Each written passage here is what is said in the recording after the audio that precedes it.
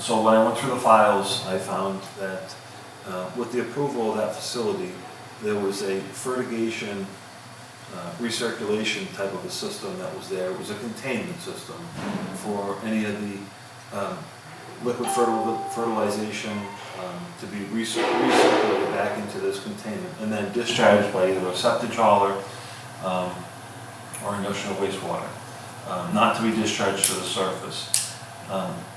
That was the only thing that I could find in the file that would pertain to anything that would be possibly industrial wastewater. I've been working with the compliance manager of that facility on getting manifests and or pumping records, and to date there's none of those available. She has nothing on record for that system. Tomorrow morning at 7 o'clock I'll be doing a walk around with the security officer on the outside to see if there's any findings with regards to this, and then I'll report back to DEP on this as well as the board.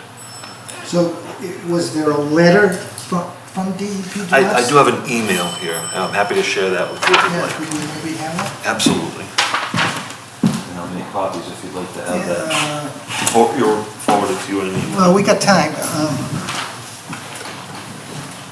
I'll make copies and you can all read it out loud if you'd like. I'll read it out loud. Mass DEP, this is to the Board of Health, David and Kathy. Mass DEP has received a complaint regarding a marijuana grower in Sterling. The complaint concerns quantities of wastewater from the operations being discharged to the ground without any permits. The facility in question is known as The Botanist Incorporated, 31 Choxet Road, Sterling, Mass. 01564.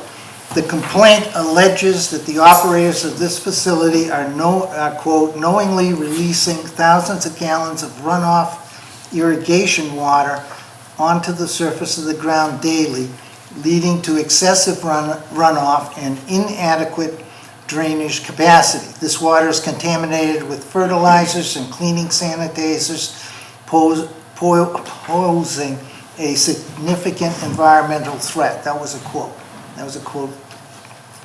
As you are aware, Mass DEP considers wastewaters with these characteristics to be industrial wastewaters that must be discharged to a permitted industrial waste holding tank for appropriate disposal. With this email, Mass DEP is requesting that the Sterling Board of Health investigate this complaint and notify this office of its findings as soon as possible. Please let me know if you have any questions related to this matter. I may be reached at the information below, and it's Dan Karpaska, Section Chief, Wastewater Management, Mass DEP Central Office. Okay, any further questions on this? So I've been working with Dan. I've had email and phone correspondence with Dan. I've also worked with Alex White, who's also working with him on this. Dan has expressed that these findings, this complaint was filed by a contractor working in the area. So he wasn't certain of the validity to this. Like I said, going through our files and seeing that we have a 1,500 gallon storage tank internal with expected no outside discharge, my expectations were that we would be seeing some sort of manifest or pumping records associated with that. Tomorrow, like I said, at 7 o'clock, I'll meet with the security to walk the outside of the perimeter and see if there's anything obvious. And then, like I said, I'll report back to the board and to Dan as well. So you're only looking for groundwater discharge? I'd be looking for surface water discharge. Something that would be obvious. I mean, according to the complaint, it says thousands of gallons, so I would expect to see something, erosion. Onto the surface of the ground, yeah, so you would be able to see something there. The fertigation system is only 1,500 gallon storage tank, and it is recirculated, so it's thousands of gallons is, I don't know, it's two different, to me, in my opinion, it would be two different ends of the world. But it's justified to be looked at. Okay. Moving on, unless there are any questions on that one. I did update the board last month that the CSX, the railway, annually submits a yearly operational plan for their vegetation maintenance. We've just recently received one for National Grid in their rights of way as well. So, you know, it's just part of what they do on an annual basis. Continuing on, it's not on the agenda here, but it's just more updates. We've recently received, as you know, the fiscal year is ending June 30th. We've received department budgets for any year-end expenses, transfers, etc. Our department has no transfer requests. We may have an encumbrance with Verizon, our phones, which is typical, but that would be the extent of it. We're not asking for anything more. We just need to know that we won't have our bills in by June 30th.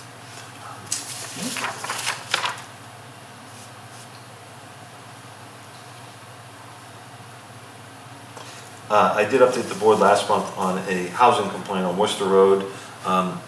Went there to do the re-inspection, 14 days or a little bit after the 14-day deadline. It's somewhat of a civil matter between the landlord and the tenant. There's a restraint on them. There was some items, I don't want to say that the items weren't completely fixed, or there were other items that were similar that weren't completed or were altered. But during my re-inspection, the tenant asked me to do another inspection, and I found some additional minor violations as well. So they have 14 days, that'll be coming up next week to complete those additional violations. When I say additional minor violations, nonetheless they're violations, I don't want to dismiss it. A screen's not in a window. Electrical receptacles doesn't have a plate cover on it. There was, in one of the back rooms, there was some insulation exposed, some fiberglass insulation exposed. So yes, they are violations against the housing code. They are minor, but this was my second visit there. That's just an update. Were those carried over from your first inspection? We had similar ones on the first inspection. These were different. Okay.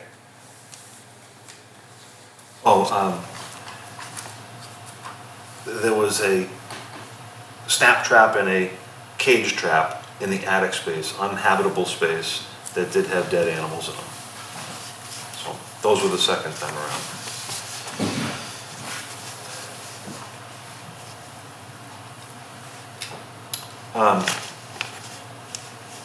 Maureen, the chairman to the Board of Selectmen, had sent out to all the departments, which she wanted to make sure that all the departments and the committee members and board members were made aware of this, that they did a phenomenal job working on their budgets, and she was very appreciative of that. Vacation buyback, it's that time of the year. I'd like to buy back a week's vacation time. If you've been here for 15 years, you have that opportunity too. I have 4 weeks vacation, so I would like to buy back 1 week. We do have the funding in the budget. How was that handled, David? So town administrator will be the one who will seek the approval from, and then Fred, the accountant, will verify that we have the funds or not, and then as long as the funds are there and the board agrees to this, then we would get the buyback. Yeah, okay. I mean, is there anything we need to do now? No, you know, we'll just verify through the accounting that the funds are available, and then if they are, we'll just go with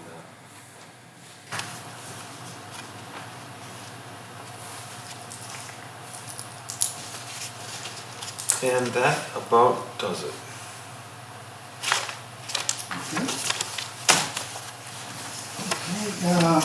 Number 5, interview the animal inspector. There she is. Okay. Just a little bit of background. Kelly is the animal control officer as well. She's been doing this for quite a while now. She's also worked with Emma Massa, who was the previous animal inspector, and duties associated with that. So she's got background associated with this. Okay.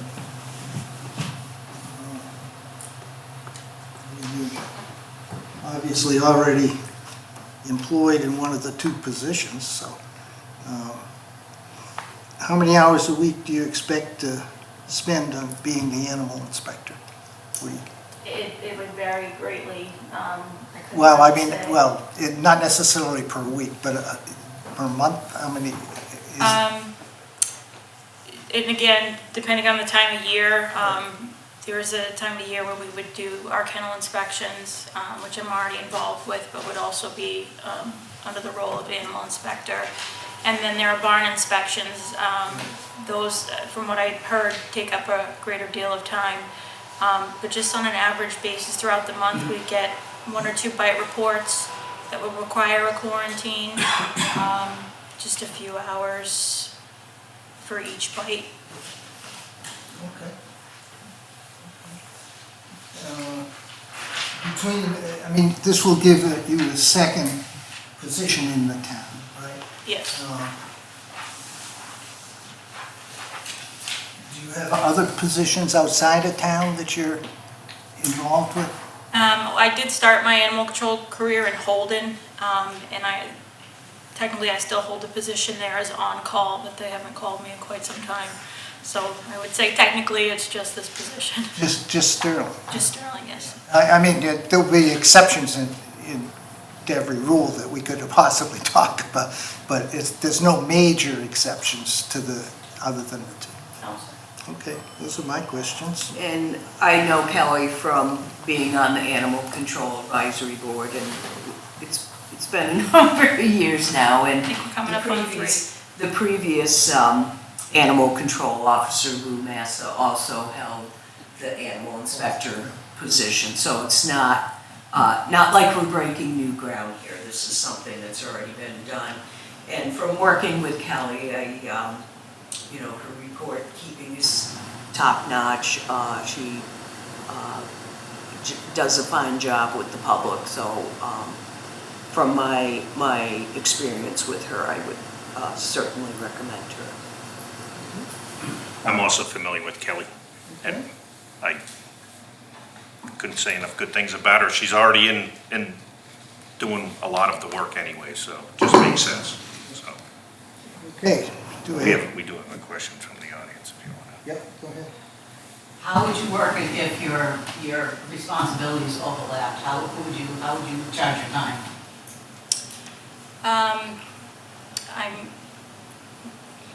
I'm not sure what scenario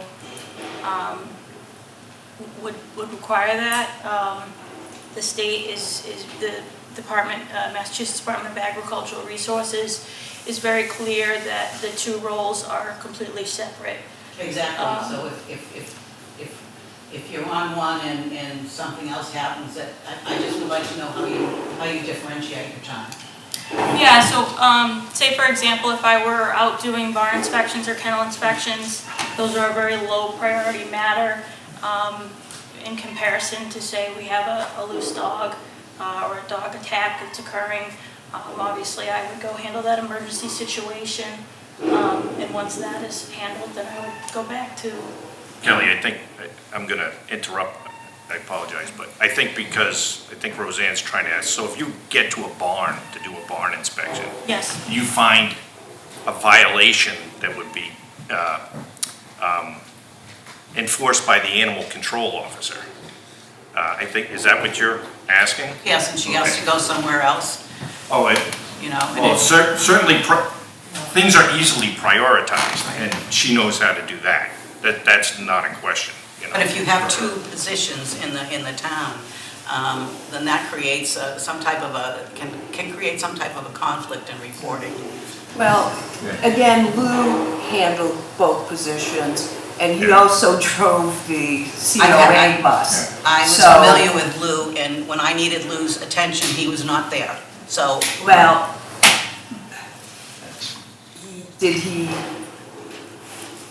it never was an issue that was brought to anyone's attention.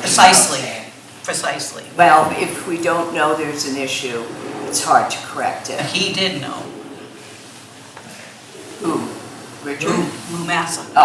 Oh, the way you pointed it. So anyway, I just, reporting your time is an important thing, and you wouldn't want any time to be, spilled from one to another, that it's not appropriate. I worked for the government too, and you had to be very careful the way you appropriated your time.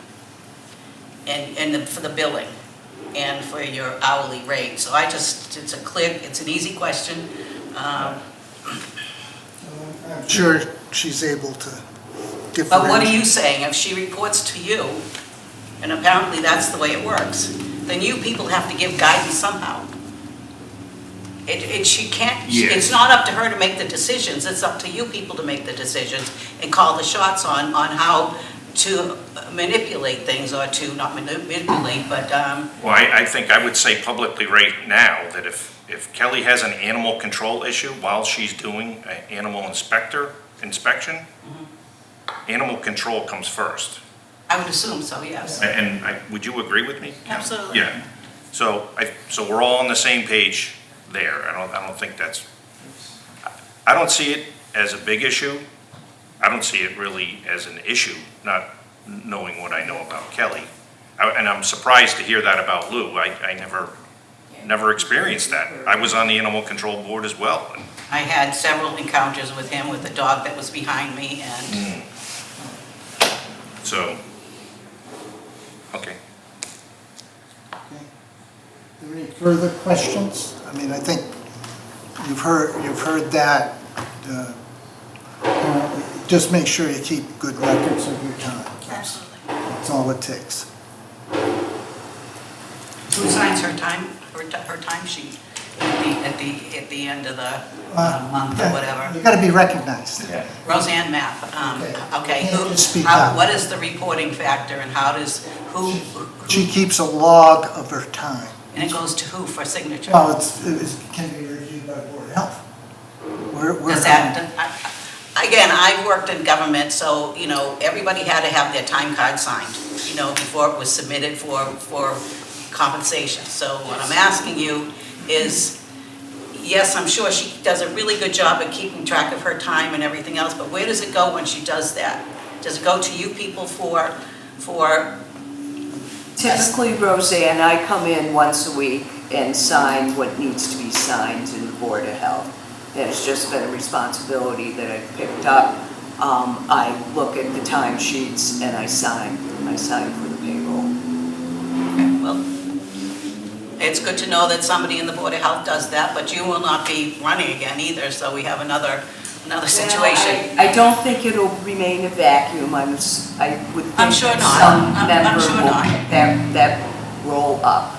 I don't choose to argue with you. And Kathy, if she needs something done immediately, she reaches out to members to come down, so.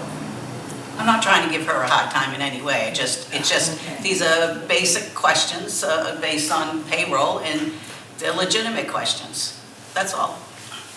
Well, as you've heard, the timesheets have been signed by a member of the Board of Health. And it'll probably have to be someone else who's a member.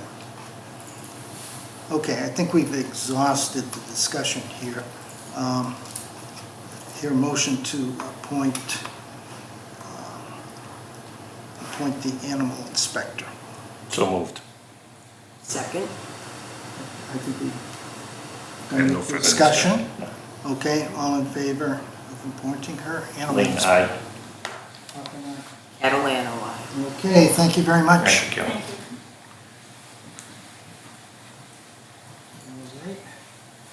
We got a variance request for 104 Lakeshore Drive Extension. It's me. That would be you. That being me. Good evening. Okay, introduce yourself. You pull a chair up and come sit up.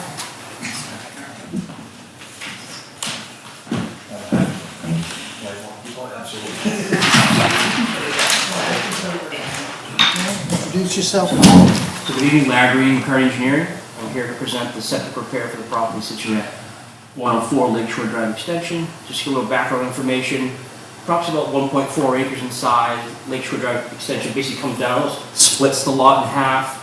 Left side, you kind of see got a loopy driveway. There's the existing house, septic tank, leach field. About 150 feet or so, there's the pond's edge. On this side of the road, kind of a driveway, existing barn, and then it goes back about a couple hundred feet to the rear lot line on that side. The state, we're here to present the repair leach field for this existing residence. What we'd like to do is position the leach field behind the existing barn. as part of that, we'll propose a new 2,000 gallon septic tank, 1,000 gallon pump chamber, new force main up to this new Presby leach field, about 420 feet of Presby pipe, leaching beds a little over 1,100 square feet in size. The soils in that area were somewhat marginal, so we weren't able to perk that soil, so under the local upgrade approval process, we're requesting a waiver to use the sieve analysis and liver perk test. And this steep topography, we're also requesting a waiver to a 3-foot offset to groundwater Rule 4, and then just under your local bylaw, the use of the C33 sand, which is in the Presby design manual in lieu of your 12-inch question. That's my spiel. And so how many gallons, when you figure this all out, how many gallons per day are you providing? It's in total leaching area, or it's been sized for, my design flow is 3 bedrooms. Okay. That's So that's your design flow. Correct. So it's 330. Correct. 330 gallons per day. Correct. Slightly.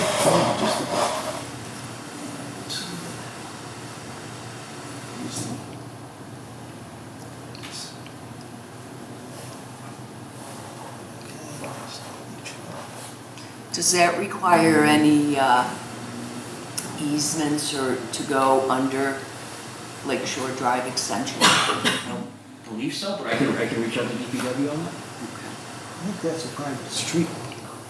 Okay. I think it's- it is. I had a relative that used to own, or, At the end. well, somewhere down here.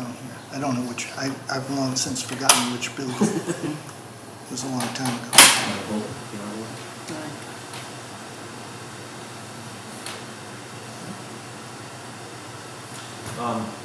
Did a very good job with the design here.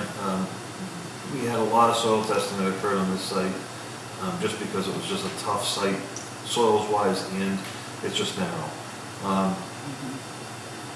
He located all the abutting wells because there's no municipal water there.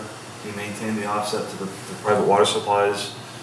He's providing a 1,116 square feet of leaching area. It exceeds our local regulations, and it does exceed the requirements for the Presby design, following their manual. You know, again, overall, a tough lot to deal with. You know, You're shaking your head. Yeah, there's not a lot of options here. We've been working on this for over 2 years. Yes. We probably there, if Mr. Favor come, we've probably been there 7 times, trying to find passive soil. Yeah, it's not, I assume you would drive way down. Yeah. Well, there's existing walls right here, so a lot of So you testing here, can't- a lot of testing around here. That's right, this is not town law.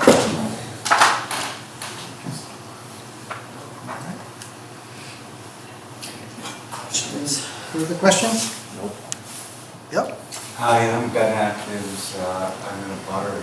Okay, you can come up and look at this. I'd like to. Sure. My concern is twofold. One, that's wetlands in there, so I'm concerned about what the amelioration or the improvement will do to the land in there. It's not ours, but we are, where are we? But it depends on where it's going in. It's going in over here, Behind the barn. way up here. Oh, this is the Right, part? right, right. So where that's, are we? we're up here. Yeah, this is ours here. So my concern is twofold. Number one, how intense is this going to actually be in order to be, to function correctly? What's But there are going a lot to more change trees in this coming down. area? And is It's an this existing in wood now. preparation? That's right. Is this in preparation for making this into a buildable lot, which No, that's I for the also house. am concerned about? No. No. I had that conversation with the previous town planner. Yeah. Okay, because this residence has actually not been kept up, and I am just concerned that this is in some preparation for selling the property into 2 lots. Is 2,000 gallons for a 3-bedroom home more than? The town requires it. Now it used to be 1,500. The town requires 2,000. Okay. Under the local bylaw. What's the local bylaw? So what we're seeing there now, that's that's already, will more trees come down in order to build this? Correct. Correct. Yeah, so, That's an existing wooded lot, so that it's part of that Existing construction, wooden lot, that okay. those trees will be removed. I'd like to see an environmental study or something, you know, about how that affects the area. I don't, under what regulation would that be? I don't know, I don't know whether I have the legal right to say anything. Perfect. This plan complies to Title V and the local board health regulations. this is a very tough lot, but this does comply with all our local regulations. You can repeat what you're asking. So I'm asking for a waiver of the local upgrade approval process to use a sieve analysis and move a perk test and a Okay, 3-foot let's offset. explain, we'll stop, Yeah, could you- we'll stop and explain. So, sure, so under Title V, you're supposed to, you're required to do a soil test, determine the soil classification and with depth of groundwater. Associated with that, you're supposed to do a percolation test to see how porous the soil is. If under the repair situation, if the soils are saturated, you're allowed under local upgrade approval to request a sieve analysis. What does that mean? So basically, you take the sieve analysis, that sends it off to a soil lab. I see. And basically, that soil lab classifies the soil as a class 1, a class 2, or a class 3 soil. So instead of doing it in the field, they do it in the lab. Okay, So it comes back, for this example, this comes back as a class 2 soil, which is a sandy loam, and under Title V, then it mandates you to have a perk rate, or loading rate of 30 minutes an inch. How much are you going to have to build up in order to make this work? You're probably a couple feet on the, and then a couple feet up, and then just got, you got associated grade coming down. And the In which grade is going to direction? go in which direction? It's going this way. With the current grade. Yeah. Hide it oh, like this. away from us. Yes. We hide a lot like this. Okay, right. Because our path that we walk, I'm sure you've seen it. Yes, it's up top. Right. And we walk there all the time, so this is a sort of our Refuge. walk, Yeah. you know, Yeah. and so to think that all those trees potentially would be coming down is kind of like, Well, there's still wow. probably a couple 100-foot buffer between here and the rear lot line. Here, I can show you. Right, here's the, right, barn, Yeah. right, driveway, leach field, you still see, you still have that much area between here and your rear lot line, I believe your trail is here. Our trail comes down We walk down this way. to the lake. But yeah, it's just, it's gonna be interesting to see what happens, that, Yeah. you know. I guess in my perspective, under Title V, you're making the situation better. You're moving an effluent farther away from a wetland, to a pond, and you're raising the leach field out of groundwater. So as an effluent treatment situation, you're making it better. Very wet, very wet. So there is a high area that's just above, it's on Lake Shore, right on the side of the road there. Where is the current septic? For this one, Yeah, it's right here, right off the side of the house. Oh, next to the high school. okay. Yeah. Boy, that's a long distance. No, that's what it's Yeah. gonna take to meet the code. Gotcha, because they can't fix it Oh, right now. the code is pretty stringent on this kind of stuff. Okay, and the site that's up by the road where it's raised up where they keep their garbage pails, that's not an appropriate site for a septic? It's not because their existing well is situated here. Okay. So under Title V, you're required 100-foot. There's a lot of moving parts to these things. Yeah, I'm sorry, I don't mean to be No. ignorant, I appreciate it. It's good that you ask questions. Yeah, it makes you, so you can feel better. Certainly for that Right. reason, but also, you know, just to be informed. Well, Okay. it would be great if we could have like minimal tree loss, and that's it. I mean, you know. which We'll do our best. I guess Yeah. everything uphill of that will be not to remove everything down in, basically you see this area of green, that's where the tree removal will be. And it's very wet there now anyway. I mean, it is, it is, yeah, it looks like a project. But Was that tube that you guys placed there to determine It was just the a level of It water? was just to monitor groundwater, to see if it actually came down, we could actually purchase. Okay, yeah, because it's pretty full up, isn't it? Okay, whatever, thank you for explaining. Thanks, So I think we've explored this. All the setback distances are met, right? No variances there, so, yeah. Right, ready? Yeah. I made a Somebody- motion that we accept the variance request from 104 Lake Shore Drive extension to the Sterling subsurface sewage disposal regulation to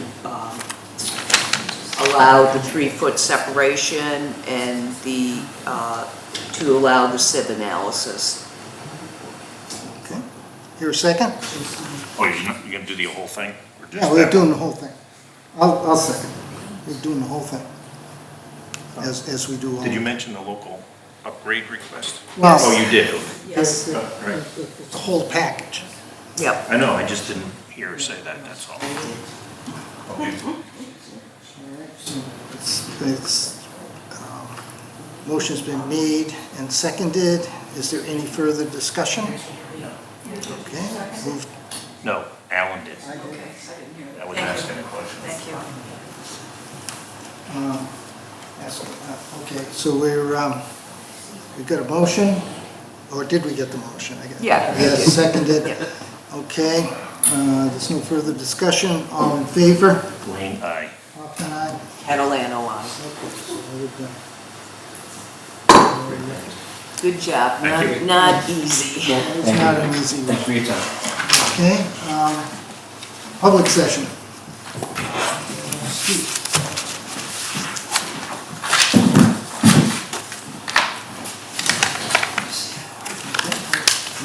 Public, okay.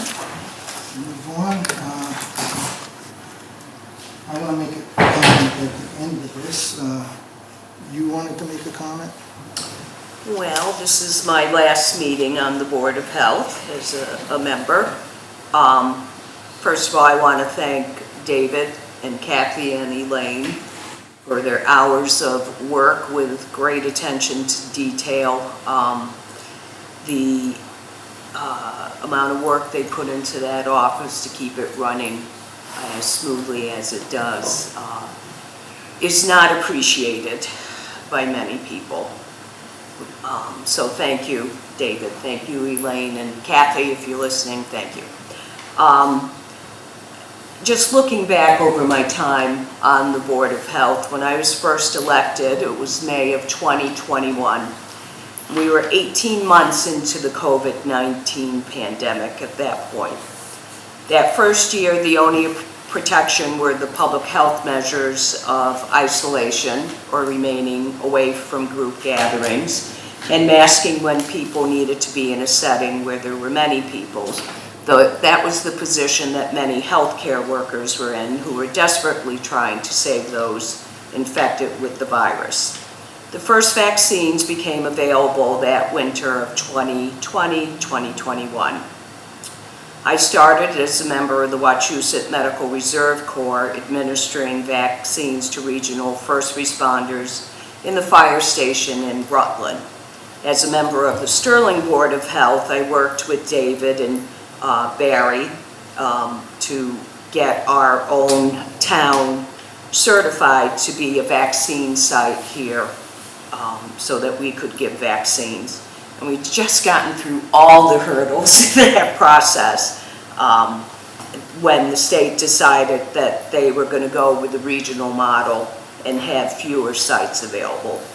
So Rutland became one of those sites, and from there, from January to June, I and my fellow Corps members gave over 100,000 vaccines to people, both local and as far away as Cape Cod and Westfield, because if you remember, that's where you had to go online and find a slot to get your vaccine. Many of the elderly, because they were in the first group that was allowed to get vaccines, they cried when they got their vaccines. Not because it hurt, but because of the relief they felt from being protected from that deadly virus. They talked about how their parents had taken them to sites for vaccinations to prevent polio when they were young. So they'd come full circle now towards the ends of their life. It's a disease that is hardly ever heard of now, polio. Why? Because this is public health at its best. Mission statement of the Massachusetts Department of Public Health reads, in part, that it's to promote and protect the health and welfare and prevent injury and illness for all people. In August of 2021, the Sterling Board of Health voted to not issue permits for the Sterling Fair. Why? Because while there were vaccines for adults, there were none yet for children. I remember town members in those meetings arguing that if a parent didn't want their child exposed to COVID, then don't take him or her to the fair. On the surface, that seems like a good plan, but as in most public health issues, is more complex than first meets the eye. If a child who went to the fair and contracted COVID went to school on Monday before becoming overtly ill, that child could infect many other children before hopefully being kept home. Some of those in contact with this sick child could have altered immune systems or immunocompromised, which would have made getting COVID a death sentence. On the Sterling Community Facebook page, there was great uproar and grumbling at the Board of Health for the decision to not allow the Sterling Fair to go forward for about 24 hours, and then it was done. However, for weeks afterward, I know I personally was stopped by people at the post office, at my church, Appletown Market, and other places who thanked me and the Board of Health for our courageous stance against the vocal group who wanted that fair to continue regardless of consequences to other people. This is why public health in general, and boards of health specifically, are not and should never be the will of the people.